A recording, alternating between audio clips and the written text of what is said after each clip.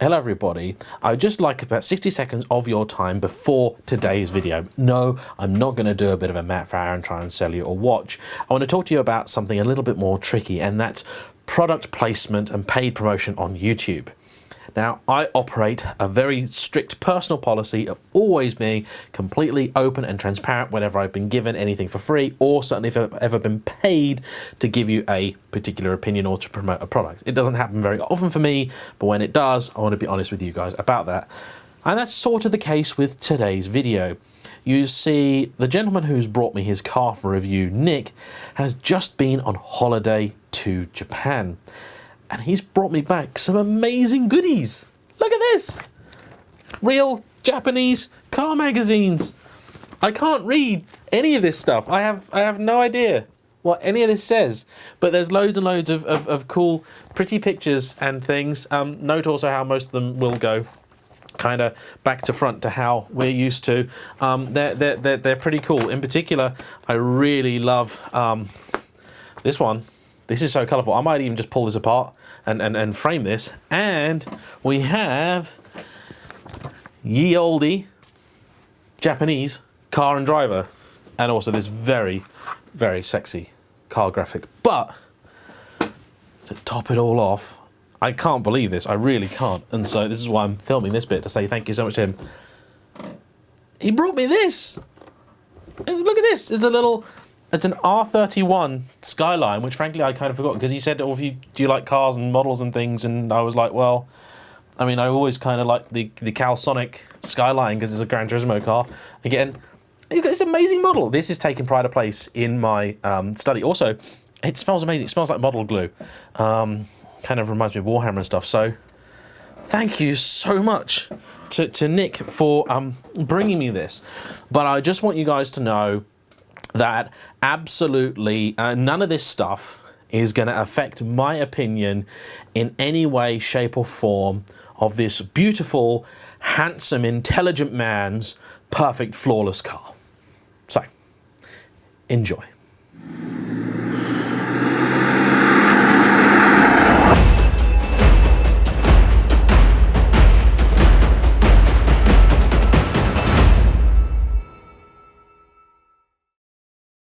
The Toyota GT86. You know the score. Petrol heads of the world spend years moaning and lamenting about the loss of the good old days when all you needed to have fun in a car was a decent balanced chassis, rear-wheel drive, a manual gearbox and a little bit of power. Toyota say, okay, we'll give you exactly what you want. Here is a car with a beautiful balanced chassis, an engaging drive, a delicious manual gearbox, rear-wheel drive and just enough power. And the whole world responds and says, actually, could we have a little bit more power, please? And Toyota basically put its head in its hands and went, oh, why did we ever bother? Now, Toyota themselves have never given an official response to the many requests for increased power in the 86. And so, a number of third-party companies have taken it upon themselves to give you the power that I know that the chassis can handle, and most people reckon that it can as well. And so that's what I'm doing here today with this supercharged GT86. Now, this car, despite appearances, is almost entirely standard. This was a special edition that Toyota did. So this car is not visually modified. The only changes to this car are under here. Here you have a Harrop supercharger setup installed by Abbey Motorsports here in the UK. Now this is a twin screw charger and is a very OEM, very professional looking setup. A few different companies did do supercharger kits for these, including Cosworth, but Cosworth basically don't bother developing their kit anymore. I don't know if you can even buy it anymore.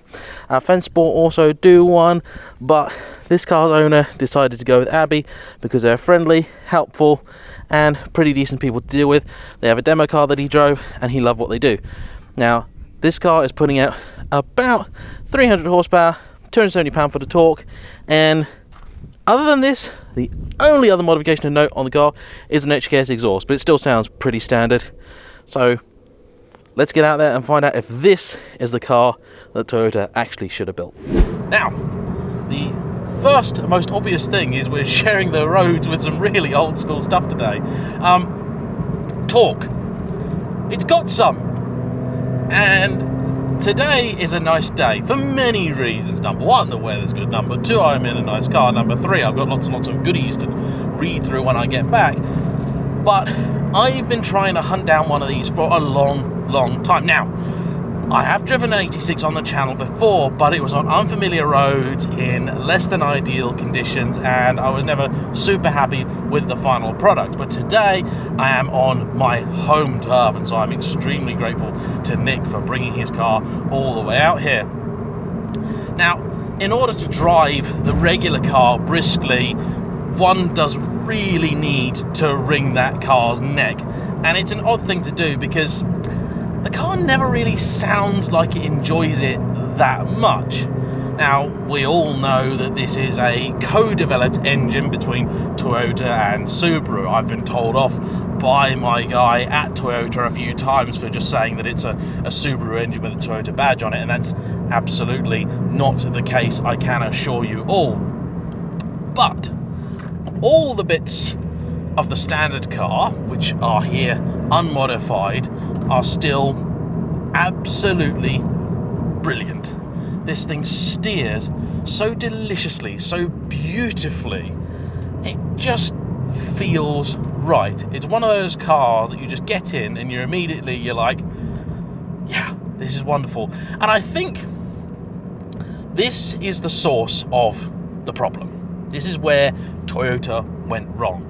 As they looked at what people wanted, and they gave people exactly what they wanted. But here's the issue.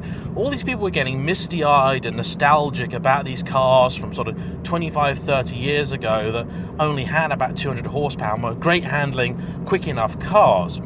But the reality is that those cars were probably a bit lighter than this. This is a very light car, but they were even lighter because of a near total lack of safety equipment, ABS, all that kind of stuff. And in many cases, the chassis weren't actually that great. So 200 horsepower was as much as that chassis would have been able to take. Or in the case of other cars, like say Toyota's own MR2, it was a turbocharged car.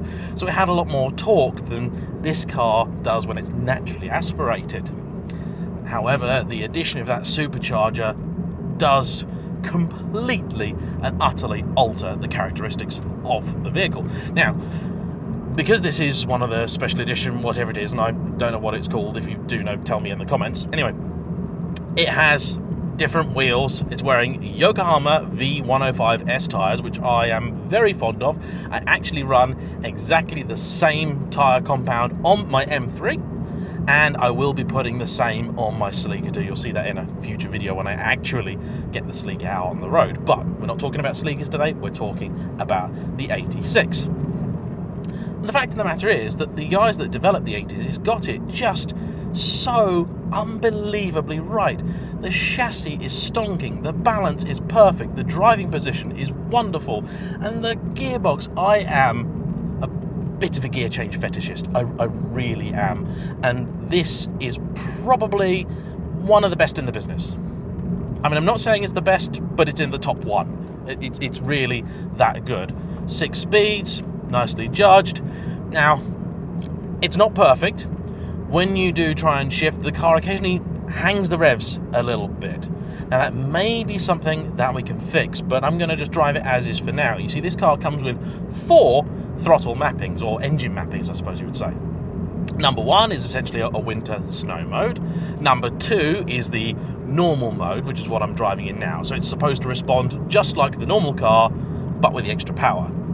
3 is the sportier mode, and it's got a more aggressive throttle mapping, and it also introduces auto blips on downshifts, and you can even flat foot shift with it. And number 4 is basically valet mode, or engine protection mode if you're in dire straits and you cannot find decent fuel, because this car does now require super to go in it.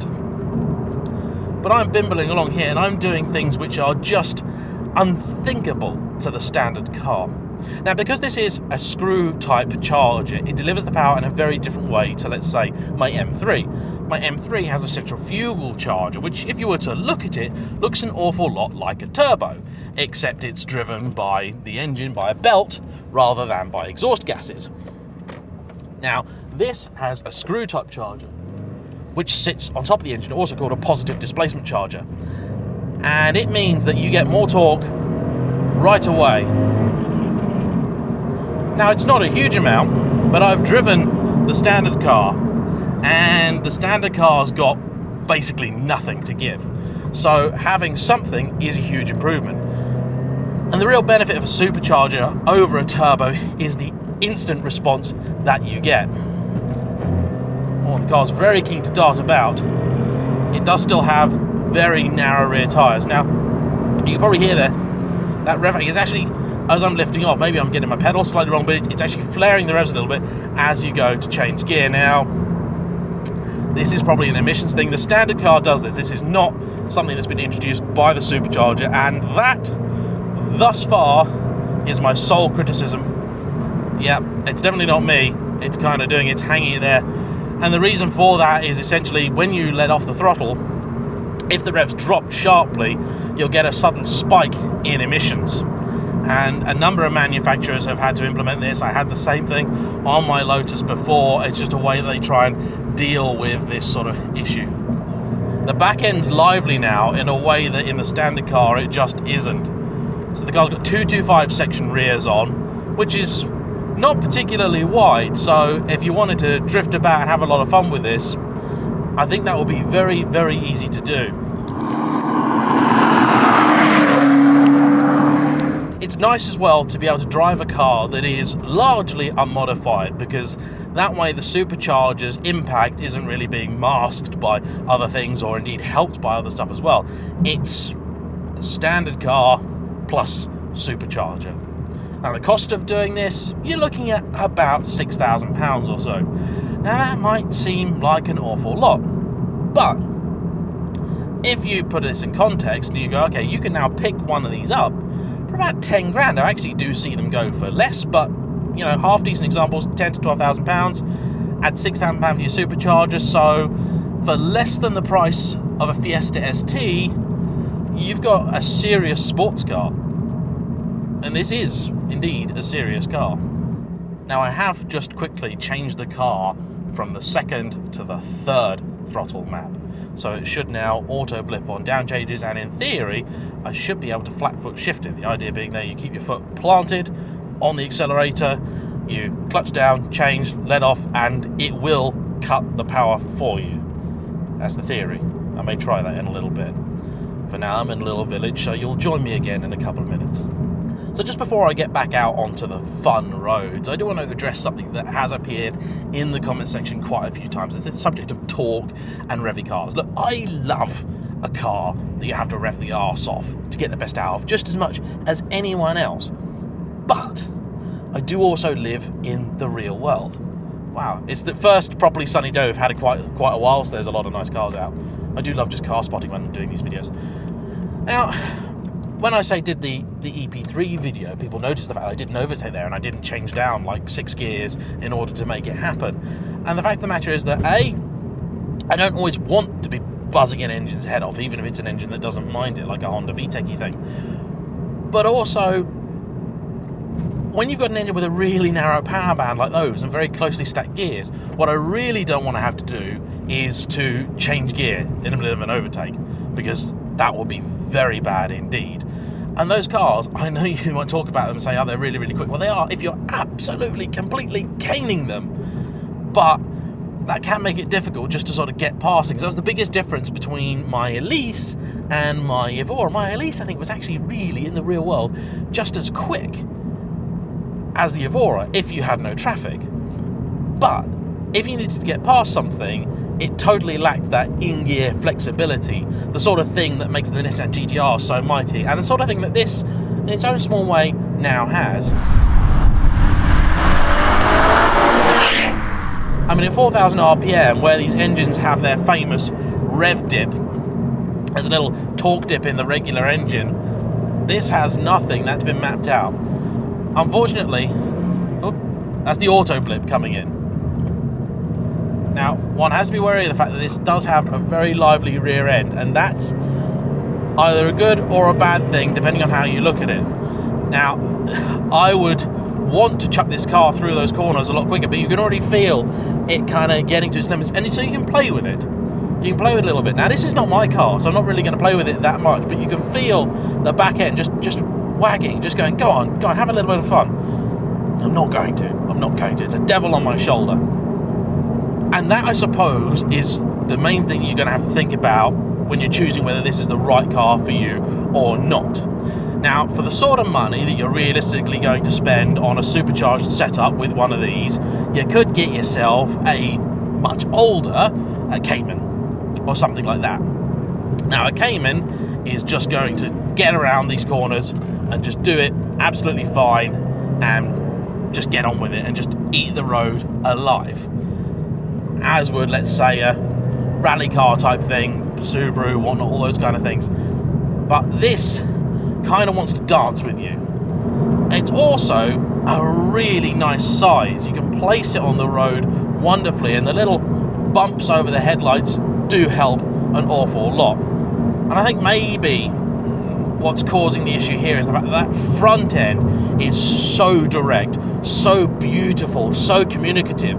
I mean, it's real, genuine, and I say this with the highest regard, Lotus-like steering and response from the front. I know exactly what it's doing. It's just that rear that just isn't, it's just a little bit mismatched. However, I am more than certain that this is something that you could fix and change, and if you wanted to tie that rear end down, you certainly could. But in this car, which is an unmodified example, it's still just a touch lively. So if you want to drift about with it, have a bit of fun, you definitely can. But as is, I've just got one eye open on that back.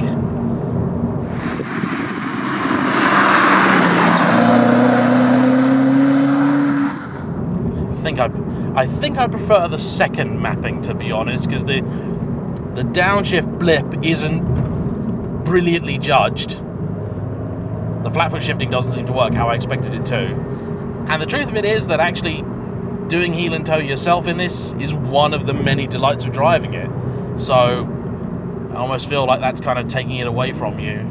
Yeah, it's not especially smooth doing it that way. But hey ho, that's a minor criticism against an otherwise very nice car. And the best thing about the whole package is that in terms of that engine, which is what we're here for today, it does really feel OEM. And I can honestly say, if you've got one of these, and if you are thinking about going the forced induction route, please don't turbo it.